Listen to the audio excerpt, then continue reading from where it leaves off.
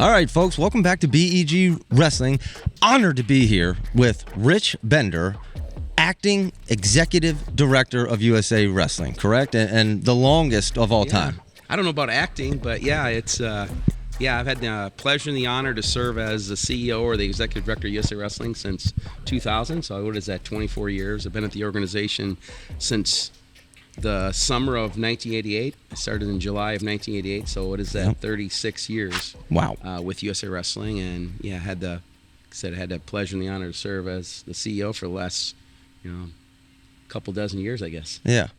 So let me ask you, just in general, like what's your role? What's your daily responsibilities? You know what I mean? What are you doing on a regular basis? Well, so USA Wrestling is the national governing body for amateur wrestling in the United States. We're a Group A member of the United States Olympic and Paralympic Committee.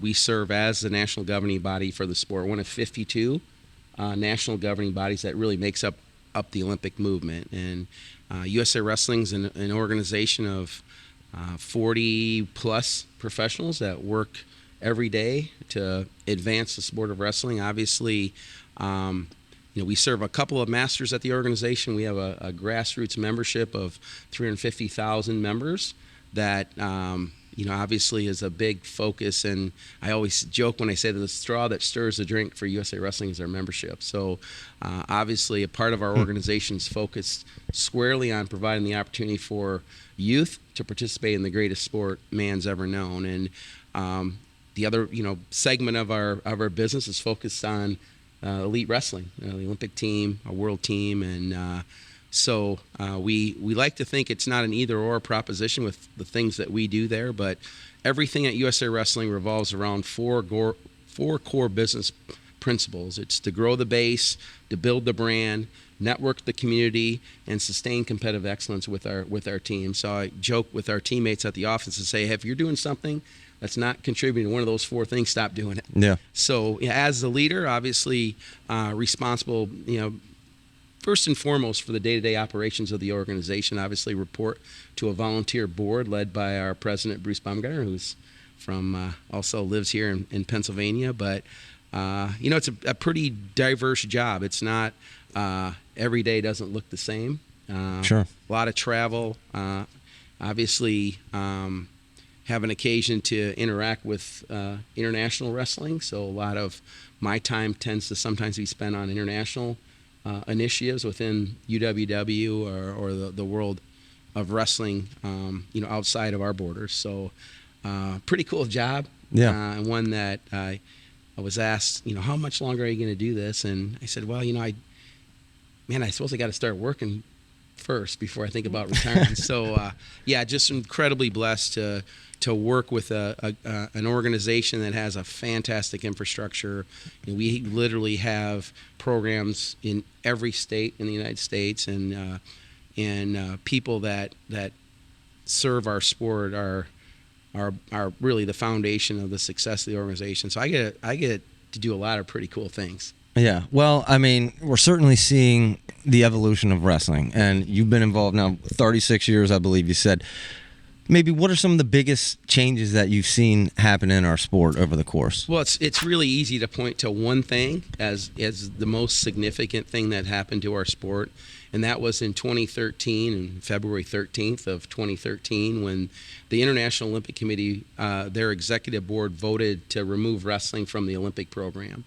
And it was without question one of the darker days. Obviously we've had some challenges, obviously losing Dave Schultz and some pretty high profile challenges that our sport has faced in the past. But in 2013, to really it shook the sport to its core worldwide. And obviously being on the Olympic program is an incredible stamp of legitimacy on any amateur sport.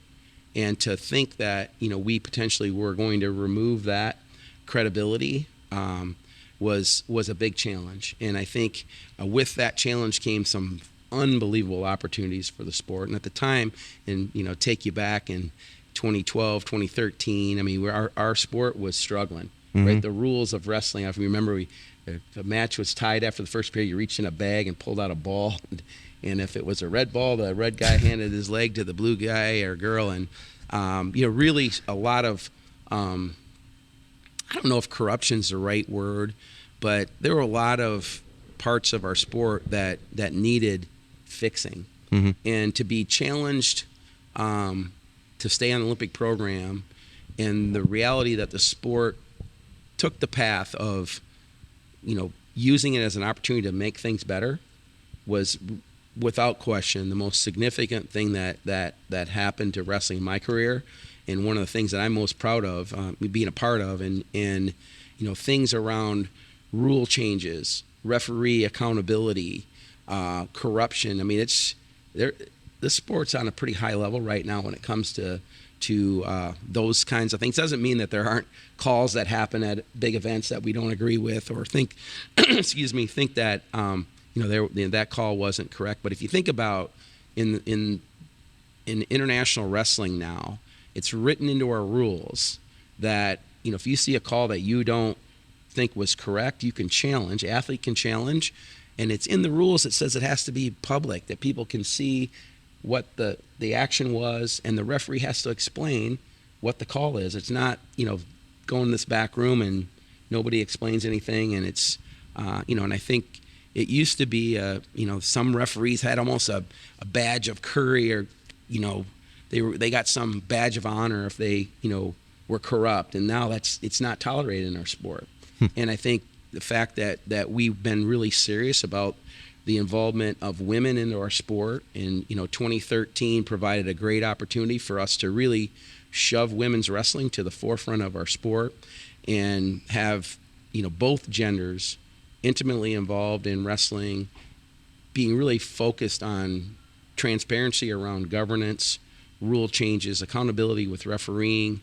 That's some big changes that were made in our sport that I think sets us up. And I say this frequently. I really believe that we are on the precipice of the golden age of wrestling, and obviously a lot of our focus is on the international styles of wrestling, and right now those rules are pretty good, and the accountabilities are there, and we have an international federation that's one of the most respected sports organizations in the Olympic movement at the very highest level. Our president, Nenad Lalovic, who became president as a result of the changes that were made in 2013. And in 2013, wrestling had no influence on the International Olympic Committee. Now Nenad Lalovic is one of the most influential members of the IOC, executive board member of the IOC, and someone that ensures that wrestling's heard from when important decisions are made, like what the program's going to look like. Yeah. Wow. That's fascinating to me. I mean, there's so many ways I could go with that. I mean, so it seems like things are going in the right direction here for wrestling. Is there any big changes that we could maybe expect to see here in the near future? Well, I think certainly the cool thing about USA Wrestling, and our leader Bruce Baumgartner harps on this constantly, and that is, we got to continue to look for ways to improve and not be complacent about success. I mean, there's a lot of reasons that would make sense for an organization like US Wrestling to be complacent right now. Mm-hmm. Right? We're performing at a really high level at competitively. I mean, we've grown 40,000 members in each of the last 2 years, so 80,000 more members in just 2 years at USA Wrestling. Wow! And so there's a lot of things that are we should be really optimistic. We're hosting the Olympic Games in 4 years. Yes, we do in LA, and I think USA Wrestling enjoys a really influential position within the U.S. Olympic movement. Yet, man, we got to continue to look for ways to improve, right? I mean, you think about changes that are going on in college wrestling, and knowing that significant part, if not our entire pipeline, certainly on the men's freestyle side, and I think soon the women's freestyle side, comes through college wrestling. And to think of the uncertainty that exists, whether that's the transfer portal, the NIL, or the House settlement, where schools are going to be asked to distribute billions of dollars to athletes in a different way than what they're doing it today. I wouldn't say that there's one thing on the horizon. We're going to be really, really focused and intentional about leveraging LA as an opportunity to move wrestling forward. And I think looking back in 1996, when we hosted the games, and think of the legacy that was left in Atlanta, we did do a great job with that, right? I mean, we did a really good job of hosting a great wrestling competition, and I think we did a really good job of elevating the brand and the influence that USA Wrestling had on international wrestling, but really didn't.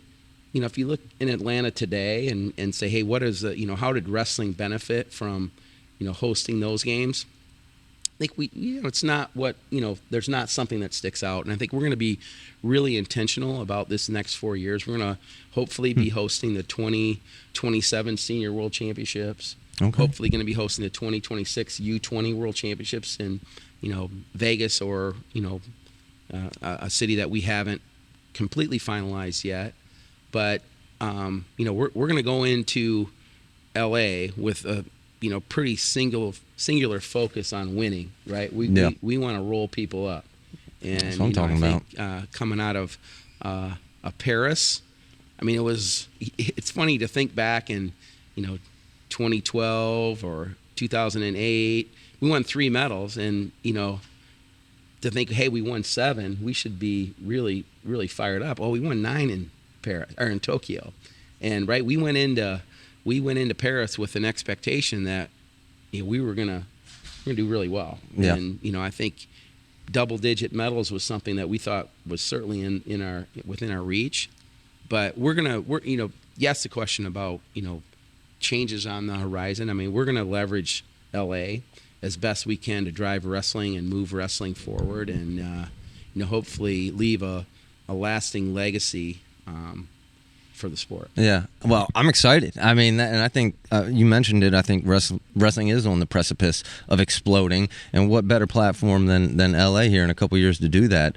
But that there are other changes happening. So you mentioned NIL. What are your thoughts on NIL? Is that good or bad for wrestling? Well, it's hard to say that it's bad for a student athlete to receive compensation, period, right? I mean, I think at the end of the day, when the NIL was first introduced, I think it was, under the precedent. I heard this example lots of times, and if Zaid Valencia is in Phoenix and a local tire shop wants to pay him a couple $1,000s to come and sign autographs on a Saturday, why shouldn't he be able to earn that? And I think, let's be honest. I mean, it's not really NIL, right? It's not name, image, likeness. It's pay to play, and I think that's where we're at. I think there's a lot of, and this might be an unpopular thing for me to say, but right, there's, I think, a lot of sensationalizing going on what actually is being paid. We have, and I think about it. If you're a coach that lost an athlete or an athlete, you want that number to be as high as believable, right? So that there's an excuse for, hey, we weren't able to pay this, or this is what I'm worth. And I think it's, ultimately, I think the market will dictate what that ecosystem looks like and the resources that are being available. And right now, I think what we're seeing is, right, it's additional resources being brought into the sport. Mm-hmm. I mean, at the end of the day, obviously, the regional training centers are a big part of our success. And, guys like Kyle Snyder and Kyle Dake and Jordan Burroughs, being paid a livable wage to train in and around college programs, that's good for wrestling, right? Yeah. That's good. And, right, we're not seeing a massive, reimagination of those resources. I think it's fair to say that most college coaches realize that it's one thing to get the best talent to come in, but if I don't have the right training environment, the wrestling is so competitive at the highest level, you can't win if you don't have that. And people talk all about Penn State and why is Penn State are they so successful? Well, one of the reasons is they're training with the Olympic team every day, and so I don't think I'm not one that is thinks that the NIL is the death of wrestling. I'm not a big fan of how the transfer portal works in terms of just being able to build consistency and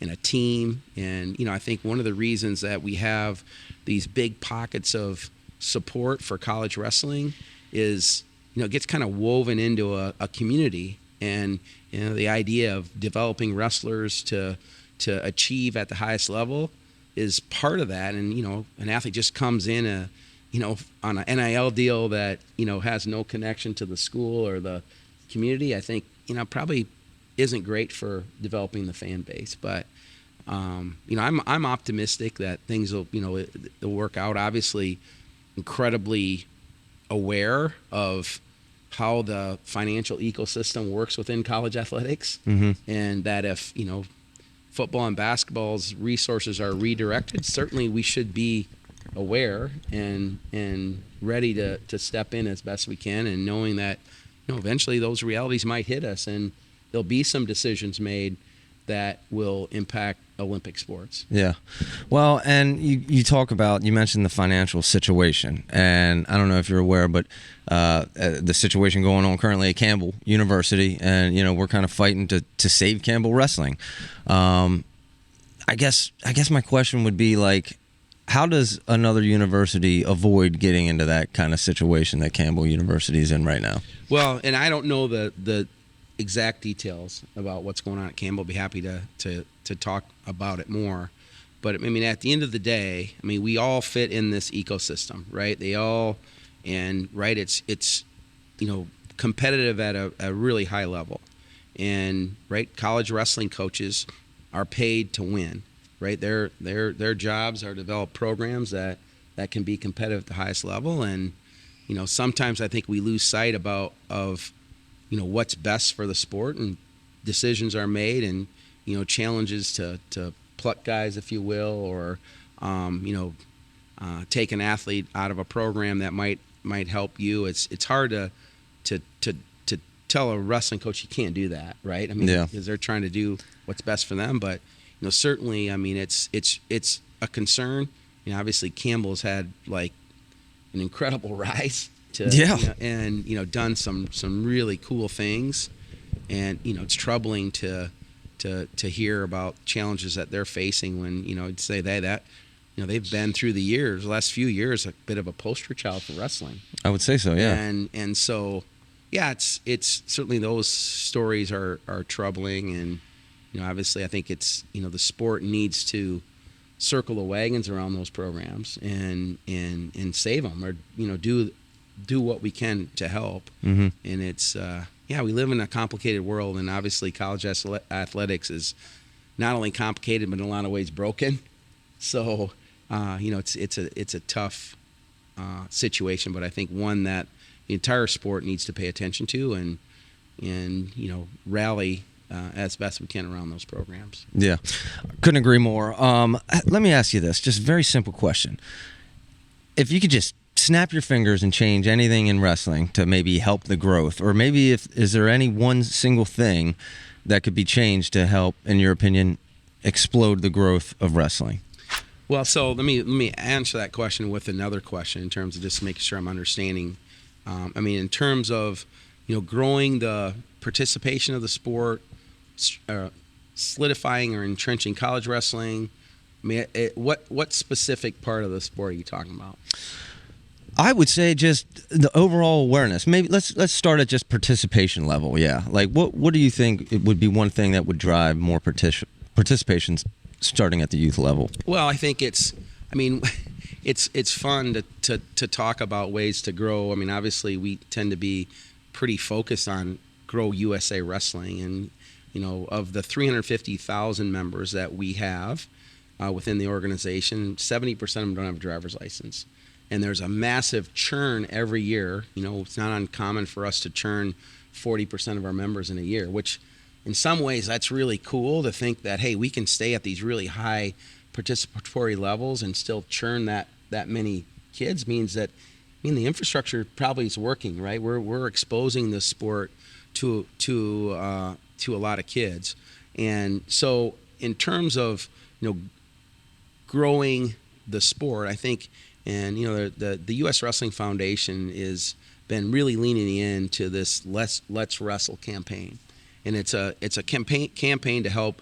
It's not complicated. It's a campaign to help coaches, club leaders recruit kids to the sport. And I think the more resources that we can invest and apply to that initiative, to exposing not only athletes but parents to the sport of wrestling, the better. And I say, I've said this many times, and some people maybe push back, that I think anyone that's wrestled is better for it, period. There's never been an exception. Like, never once has there been an We've exception. said that many times. And so, I mean, at the end of the day, it's not dissimilar to the argument that we were making in 2013 to the IOC members to keep wrestling on the program. We were right, because wrestling needs to be on the Olympic program. Yeah. Right. And I think it's right to expose kids to the sport of wrestling.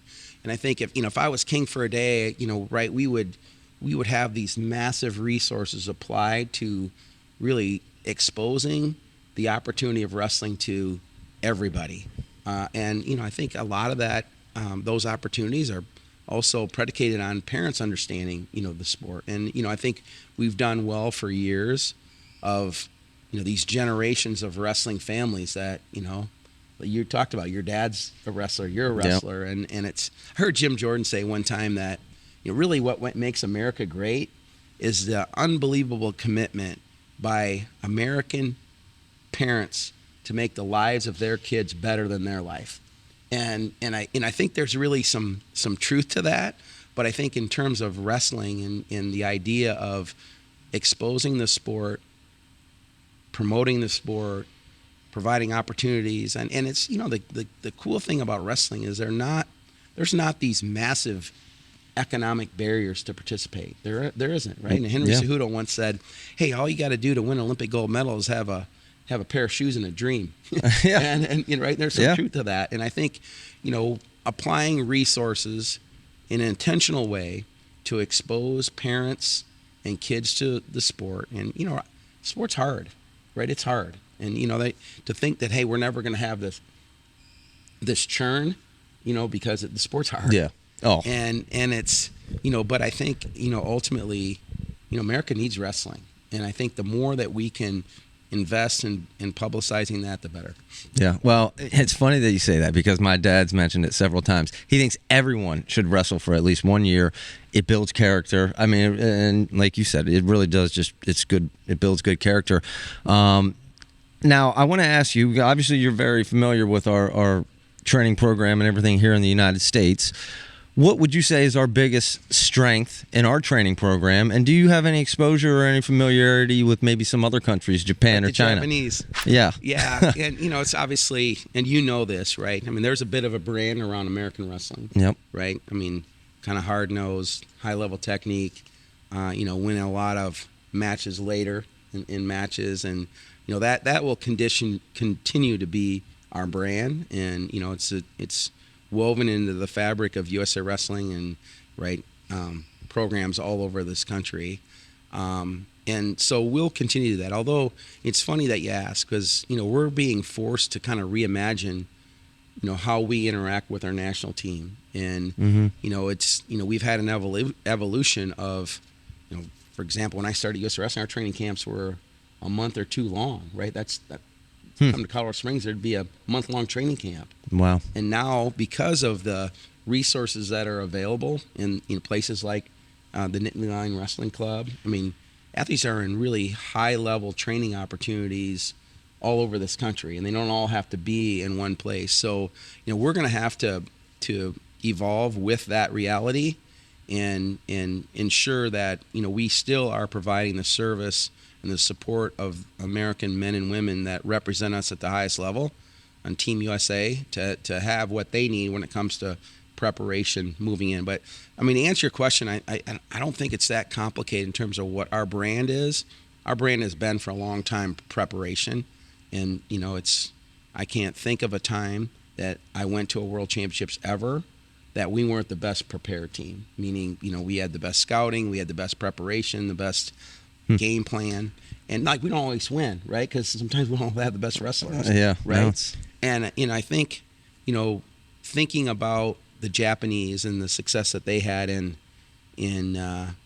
Paris, I mean, it was probably the success that we had in Tokyo was the success that they were hoping to have in Tokyo, and I think there was there's been a pretty intense focus on on Japan not being just a women's wrestling powerhouse, right? Yeah. I mean, they've always been right competitive. I mean, one thing that I'll tell you is, when you talk about the U.S. Olympic team, all sports, wrestling is the number 3 all-time medal-producing sport for Team USA. Track and Wow. field, swimming. Track and field's number 1, swimming's number 2, wrestling's 3rd. And most medals won for the United States in the Olympic sports is wrestling. So, I mean, we have a massive tradition. Yeah. And it's cool because we have some massive expectations now too. And that's what comes along with it. I think the success of the Japanese team in Paris was the success I think we were hoping for, that we thought we were ready for. Yeah. And I'll just tell you a couple of points about that where I think that I'm not that far off to think that we weren't close. And that was, think about 3 matches on the men's freestyle side. You think about the 1 second in the Aaron Brooks match. Yep. In the semifinals, that right goes a different way. Mm-hmm. We have a gold medal there. Mm-hmm. Spencer's match in the finals with the Japanese in the scramble position, which I'm sure you know what I'm talking about, Yep. goes the other way. That's another gold medal. I mean, Kyle Dake doesn't get his ankles crossed. Kyle Dake hasn't had his ankles crossed in an international match in his life. Yeah. Right? Those 3 things don't happen. We're probably talking about 3 gold medals, and now we're talking about, incorporating momentum into it, and does that, pull Kyle through, and it does. We had a tough break with Zane's, concussion, and so. I know there's a lot of people want to talk about, hey, the first time in 50 years we didn't win a men's freestyle gold medal. It's funny, was at a meeting not long ago and somebody made that comment. They said, hey, we had, first time you hadn't won a medal in 50 years. I go, what are you talking about? Won 2 gold medals. Yeah. Right? Yes, we did. Sarah Hildebrand Yes, we did. And Amit Allure won gold. But, I think the rest of the world is getting better. I think we have to continue to be focused on improvements and getting better and really adjusting to our current environment where, this idea of, hey, we got to bring everybody to one location all the time. That's the only way we can